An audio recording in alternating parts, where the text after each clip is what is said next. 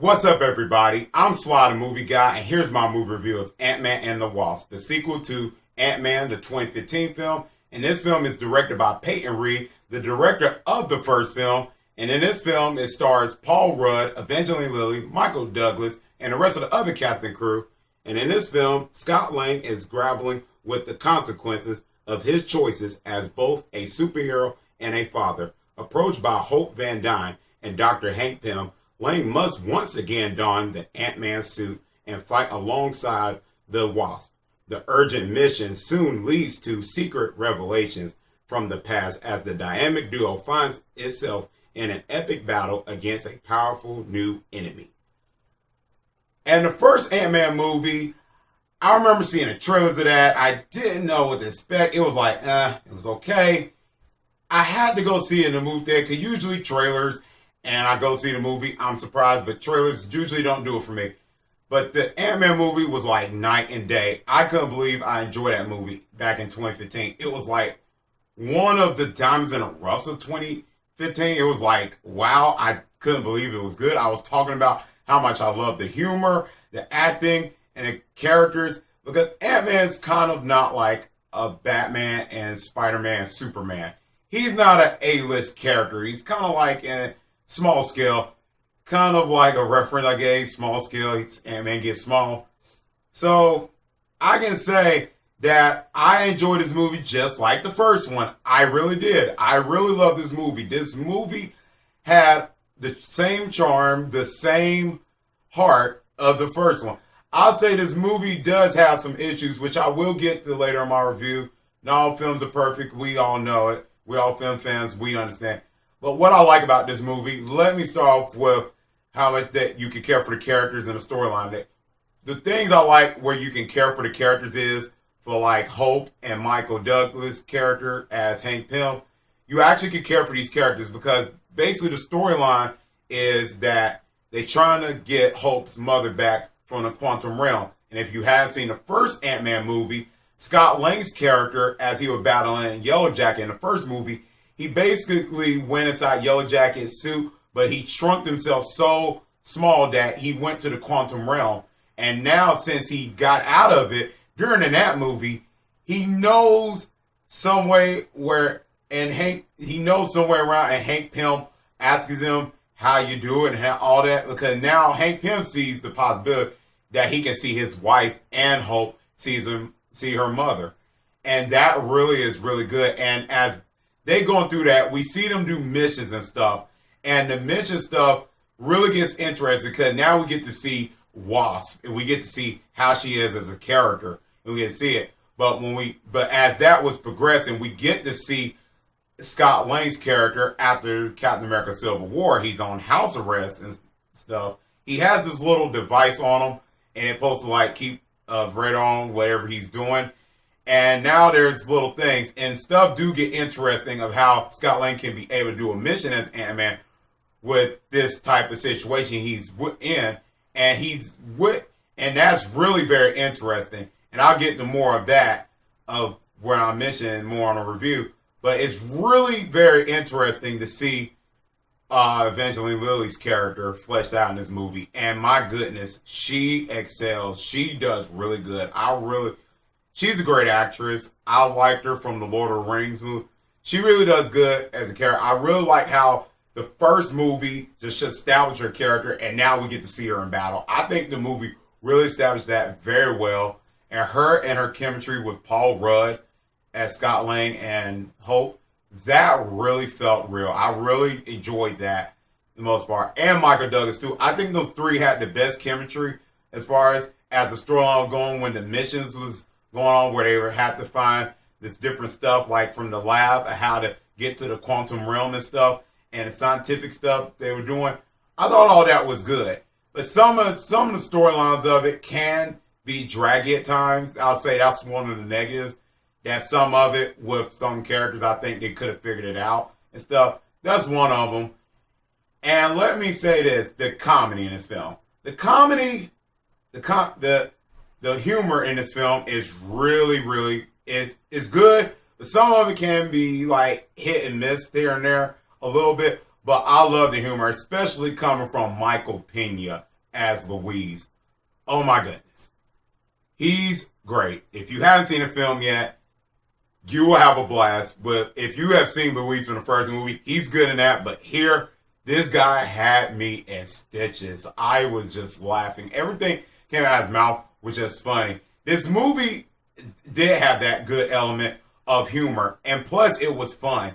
Now, to say this is a fun movie where you can see, where after Avengers Infinity War, where you know the outcome, if you have seen the movie, you know what happens, the outcome. This movie actually is like a breath of fresh air after seeing Avengers Infinity War, because you kind of, after you see, you know how when you see something, you're like, oh, you feel down and stuff, and you need something fun and stuff. This is a good movie where you can have fun and relax with the family. I think this movie does that. And the humor, the family will enjoy.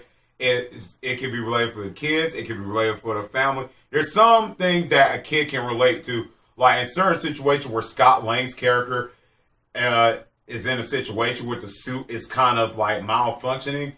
You kind of will enjoy that. You will enjoy what I mean in some particular scenes where he has to go to these certain places. And it's really funny. Paul Rudd is flat out great. He's great in here. Also, I forgot to mention that earlier on. He's good here too. I think he's really like, he nailed his character like the T. The first movie, I was like, oh, he did really good. Here, he really excels on his character. I like how they use him now, because now since he's in the Ant-Man suit, he's doing things and all that. And I really enjoy that. Michael Douglas. Great, man. Good. Michael Douglas does great here. He's a great actor. I liked him in other movies. And here he excels once again on his performance as Hank Pym. He does great. And one of the things I like to mention is the action. The action is well done. I love the action in the first movie was great. I don't know if in the second movie, I'd say the action is good. Here, I really enjoyed it. I wouldn't say it's better than the first movie, but the action is still a fun thing in here. It's the CGI work where where Ant-Man, not Hank Pym, where Scott Lang's characters get big and small, and the act scenes on in driving cars and stuff. That was really good. The CGI did not take me out. I really enjoyed it. There's a lot. I don't think it's better than the first one. I think the first one had some great action. Well, it could be equal. I don't know. Like I said, I got to rewatch the other film again to see. I really have fun with the action here. And that's the things I can say. The action, the humor really worked here. And the chemistry with Hank Pym and Hope and all that.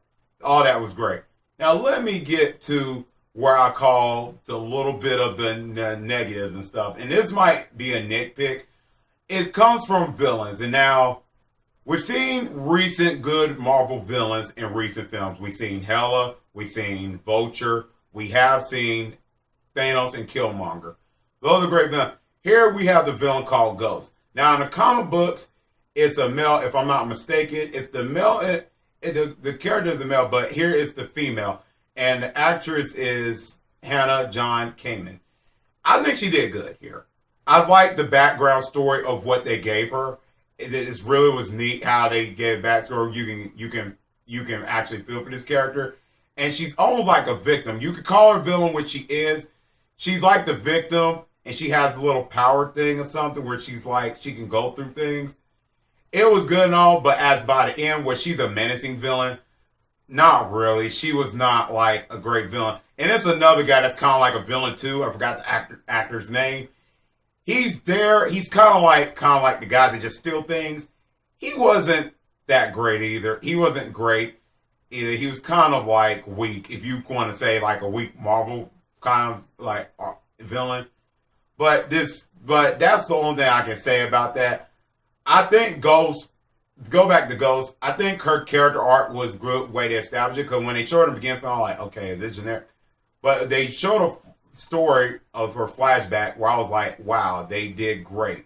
And they do that with other characters too, like with Hope and the Michael Douglas character, Hank Pym. They do that. They show all their backstories and flesh them out So I think that really worked in the film.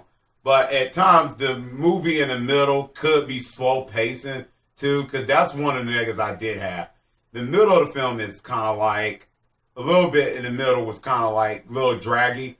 And some movies always have that problem, but here it was a little draggy. But when the action scenes came, I was like, okay. And the action and the comedy did work here too. I did have another I found a little flaw in the movie. There's it's one particular scene, not particular.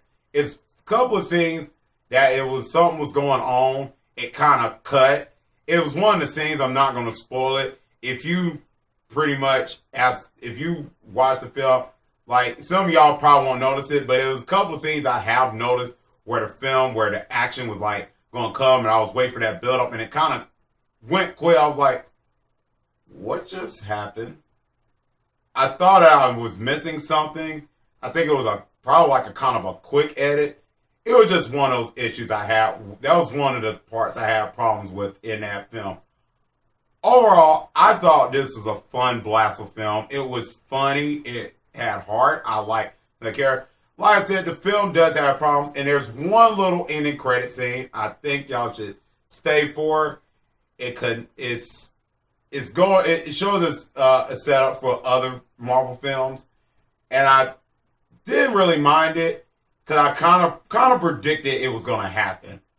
So I kind of expected it, so I saw it. Anyways, I thought this movie was good. Is it like the best comic film of all time? No. Is it a fun, enjoyable film you can take your family and friends enjoy? Yes. And I think you should take your friends and family enjoy this film.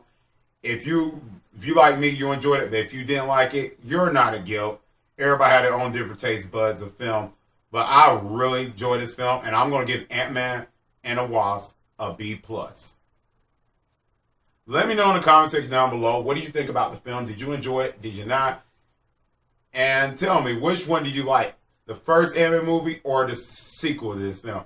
Like I said, I like this film. I think it's like equal up to the original one. I don't know. I'll have to think about it. Anyways, guys, if you like this video, click thumbs up. Or if you're new to the channel, click subscribe. That's why I can see you next time on Sly the Movie Guy. Peace.